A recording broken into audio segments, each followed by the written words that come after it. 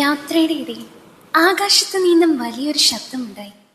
അന്തരീക്ഷം ആകെ കറുത്ത പുകവന്ന് നിറയുന്നത് പോലെ. ശക്തികൾ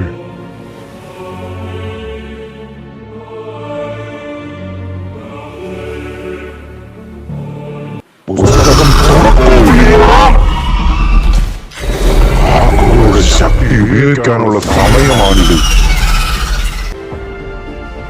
അവന്റെ നിർദ്ദേശപ്രകാരം ലിയോറ പെട്ടെന്ന് നിഗൂഢ പുസ്തകം തുറന്നു. അവൾ ഒന്നാം താക്കോൽ വെച്ച് താളെ ശക്തിയുള്ള സംരക്ഷണ മന്ത്രങ്ങൾ തിളങ്ങി. ഭയം മറന്ന് അവൾ ആ മന്ത്രങ്ങൾ ഉറക്കെ ചൊല്ലാൻ തുടങ്ങി.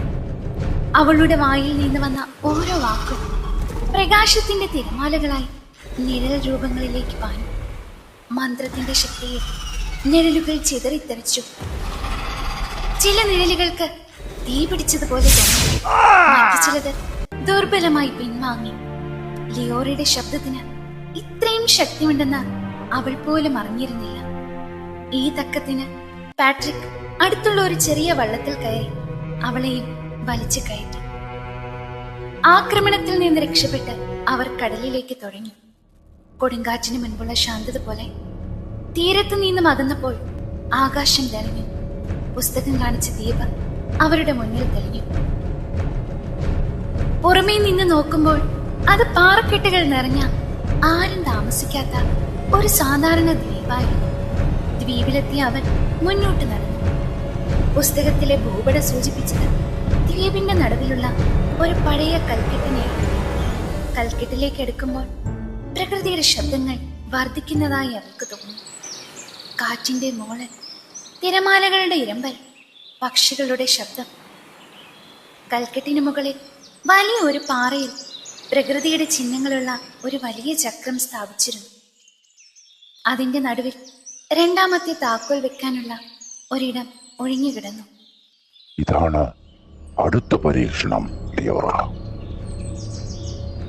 പ്രകൃതിയുടെ ശക്തിയെ ബഹുമാനിക്കുന്നവർക്ക് രണ്ടാം താക്കോൽ ലഭിക്കൂ.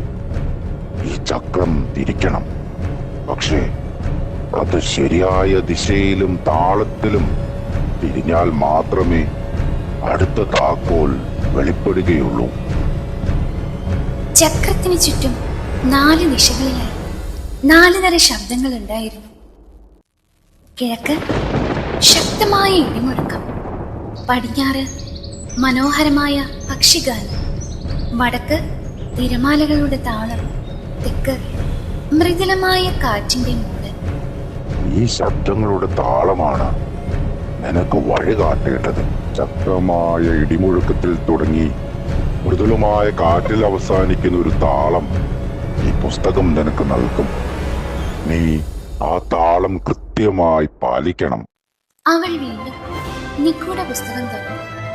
അതിലെ താഴെ നൃത്തത്തിലെ ചുവടുവെപ്പുകൾ പോലെ ശബ്ദങ്ങളുടെ താളക്രമം രേഖപ്പെടുത്തി. ലിയോറ തന്റെ കണ്ണുകൾ അടച്ചു. ഒന്നാം താക്കോൽ നൽകിയ ശക്തി ഉപയോഗിച്ച് അവൾ തന്റെ ചുറ്റുമുള്ള ശബ്ദങ്ങൾ ശ്രദ്ധിച്ചു. അവൾ ചക്രത്തിൽ കൈവച്ചു. ആദ്യം ഇടിമുഴക്കത്തിന്റെ ഭാഗത്തേക്ക് ചക്രം ശക്തിയായി തിരിച്ചു.